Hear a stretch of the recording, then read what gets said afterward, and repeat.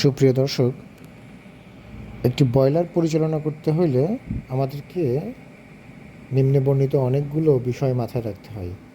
তার ভিতরে boiler safety issue, boiler gas ratio, boiler tuning, boiler flue gas analyser, নানান রকম ইস্যু সামনে রেখে আমাদেরকে কাজ করতে হয়।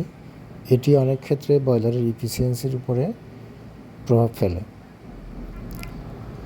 আপনি যদি বয়লার টিউনিং করার কথা চিন্তা করেন, সেক্ষেত্রে হচ্ছে গ্যাস এবং এয়ারের রেশিওটাকে আপনাকে ঠিক রাখতে হবে।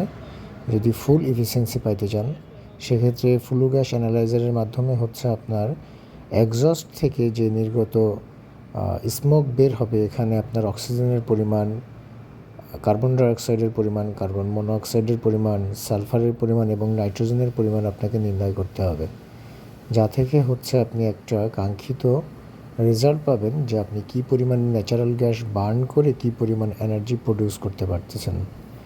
এটা হচ্ছে আমাদের টিউনিং এবং অ্যানালাইজ